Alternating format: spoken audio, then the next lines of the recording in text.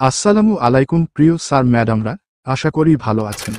আজকের এই ভিডিওতে ইএফটিতে ঠিক কতজন শিক্ষক কর্মচারী বেতন পেয়েছেন আর কতজন বাকি আছেন, আর ইএফটি সংক্রান্ত ভুল কিভাবে সংশোধন করবেন, কোথায় কোন প্রক্রিয়ায় ইএফটির তথ্য সংশোধন করতে পারবেন, আর ইএফটি সংক্রান্ত বহুল আলোচিত সমস্যা, জিজ্ঞাসা আর আপনাদের প্রশ্নের জবাব দেয়া হবে ইনশাআল্লাহ।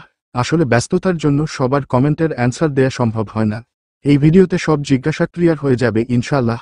আমার উদ্দেশ্য আপনাদের হেল্প করা, তাই এই জাতীয় আপডেট পেতে আপনার একটি সাবস্ক্রাইব খুবই গুরুত্বপূর্ণ আমাদের জন্য। প্লিজ যারা প্রথমবারের মতো এই চ্যানেলের ভিডিও দেখছেন সাবস্ক্রাইব করে দেবেন। তাই নাটেনের সম্পূর্ণ ভিডিও দেখুন আর পরিচিত জনের কাছে শেয়ার করে দিন। সম্মানিত ভিউয়ার, মইন সিএসই চ্যানেলে আপনাকে স্বাগতম। এই চ্যানেলের নতুন নতুন সব আপডেট পেতে অবশ্যই সাবস্ক্রাইব বাটনে ক্লিক করুন। আশা করছি ভিডিওটি ভালো লাগবে। ভিডিওর শুরুতে আমি মোহাম্মদ মইনুর রশিদ আছি আপনাদের সাথে। চলুন শুরু করা যাক। যে সকল শিক্ষক কর্মচারীগণের তথ্য মোটামুটি নির্ভুল ছিল তারা প্রথম লটে ইএফটির মাধ্যমে অর্থ পেয়েছেন। যে সকল শিক্ষক কর্মচারীগণের নিজের নাম এমপিও এবং জাতীয় পরিচয়পত্রের খুবই সামান্য তথা ডট ও স্পেসে ভুল ছিল তারা দ্বিতীয় লটে ইএফটির মাধ্যমে অর্থ পেয়েছেন। যে সকল শিক্ষক কর্মচারীগণের নিজের নাম এমপিও, জাতীয় পরিচয়পত্র ও ব্যাংক অ্যাকাউন্টের নাম প্রায় ৮০% মিল পাওয়া গিয়েছে তারা তৃতীয় লটে ইএফটির মাধ্যমে অর্থ পেয়েছেন। এছাড়াও চতুর্থ লটের মাধ্যমে শিক্ষক কর্মচারীগণের নাম ও জন্মসাল, দিন ও তারিখ বাদে এর সঠিকতা যাচাই করে আরও কিছু ইএফটি প্রদান করার জন্য মনোনয়ন করা হয়েছে। এখন পর্যন্ত প্রায় ৩.৫ লক্ষ শিক্ষক কর্মচারীগণের ডিসেম্বরের ২৪-এর বেতন ইএফটিতে প্রেরণের কাজ সম্পন্ন হয়েছে। এ পর্যন্ত মোট ৪টি লটে এ কার্যক্রম সম্পন্ন হয়েছে এবং অবশিষ্ট কাজ সম্পন্ন করার জন্য এ কার্যক্রম চলমান রয়েছে। লক্ষণীয় গুরুত্বপূর্ণ বিষয়গুলো হল: ১. এখন পর্যন্ত যে সকল শিক্ষক কর্মচারীগণ বেতন ভাতার অর্থ পেয়েছেন তাদের অধিকাংশের ও যারা পাননি তাদের প্রায় সবার নাম ও জন্ম তারিখের তথ্য এমপিও, জাতীয় পরিচয়পত্র ও ব্যাংক হিসাবে গরমিল রয়েছে, যা সংশোধন করা জরুরি। ২. আপাতত অনেকের নামের বানান ও জন্ম তারিখে অল্প ভুল থাকা সত্ত্বেও অর্থ ছাড় দেয়া হলেও অদূর ভবিষ্যতে তা করা হবে না, তাই সকলের উচিত যত দ্রুত সম্ভব এ সকল তথ্য প্রয়োজনীয় সংশোধন করে নেয়া। ৩. যেহেতু শিক্ষা সনদ আমাদের এ সংক্রান্ত তথ্যাদির একটি মূল ভিত্তি, তাই সকলের উচিত শিক্ষা সনদকে ভিত্তি ধরে যার যেখানে সংশোধন করা দরকার তা করে ফেলা। ৪. এমতাবস্থায় কারো জাতীয় পরিচয়পত্রের সংশোধনের প্রয়োজন হলে নির্বাচন কমিশনের ওয়েবসাইট হতে প্রয়োজনীয় সংযুক্তি সহকারে অনলাইনে আবেদন করা যেতে পারে।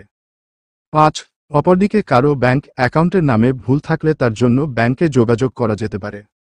৬. আর কারো এমপিওতে ভুল থাকলে তার জন্য emis.gov.bd এর মাধ্যমে অনলাইনে আবেদন করতে হবে। সচরাচর প্রশ্ন: আমার সকল তথ্য সঠিক দেখতে পাচ্ছি তবু আমার ইএফটি আসছে না কেন? উত্তর হলো, প্রথম দিকে ডট বা স্পেস থাকা বা না থাকা আপনারা অনেকেই তেমন সমস্যা মনে করতেন না, যা আসলে তথ্যগত একটি গরমিল এবং এটি একটি কারণ ছিল প্রথম লটে অর্থ না পাওয়ার। প্রশ্ন: আমার সকল তথ্য সঠিক দেখতে পাচ্ছি তারপরেও ইএফটির অর্থ পায়নি কেন? উত্তর: এছাড়া অনেকে নির্দিষ্ট সময়ের পরে অনলাইনে তথ্য প্রদান করেছেন যাদের তথ্যাদি এখনও যাচাই বাছাই শুরু হয়নি বিধায় সব তথ্য সঠিক থাকার পরও ইএফটি পাননি, তবে দ্রুতই এই গ্রুপের যাচাই বাছাই শুরু হবে। এছাড়া আরেকটি কারণ হলো অনেকের জাতীয় পরিচয়পত্র নম্বর ভিন্ন কোন ব্যক্তি ভুলবশত এন্ট্রি করায় সঠিক তথ্য সম্বলিত ব্যক্তিটিও অর্থ পাচ্ছেন না, যা ইএফটি সাইটে প্রদানকৃত তথ্য সংশোধনের সুযোগ দিলেই সমাধান হবে বলে আশা করছি। প্রশ্ন: সংশোধন কোথায় করব? উত্তর: ব্যাংক তথ্য ভুল হলে ব্যাংকে যোগাযোগ করতে হবে। জাতীয় পরিচয়পত্রে ভুল হলে নির্বাচন কমিশনের ওয়েবসাইট হতে অনলাইনে আবেদন করতে হবে এবং এমপিও তথ্যে ভুল থাকলে emis.gov.bd এর এমপিও মডিউলে কারেকশন মেনু হতে আবেদন করতে হবে। আর যদি ইএফটি তথ্য প্রদানের সময় ভুল তথ্য এন্ট্রি হয়ে থাকে তবে আর কয়েকটা দিন অপেক্ষা করতে হবে। এর মধ্যেই apps.emis.gov.bd সাইটে এন্ট্রিকৃত ভুল তথ্য সঠিকভাবে প্রদানের সুযোগ দেয়া হবে। প্রশ্ন: আমার তথ্যগত সমস্যা বা অর্থ না পাওয়ার কারণ বুঝব কি করে? উত্তর: এখনও পর্যন্ত খুবই সম্ভাবনা রয়েছে app.emis.gov.bd অর্থাৎ যেখানে আপনারা তথ্য প্রদান করেছেন এবং বর্তমানে আপনাদের স্ট্যাটাস পর্যবেক্ষণ করছেন সেখানেই আপনাদের সমস্যার কারণটি তুলে ধরা হবে। সে পর্যন্ত অপেক্ষা করতে অনুরোধ করা হচ্ছে।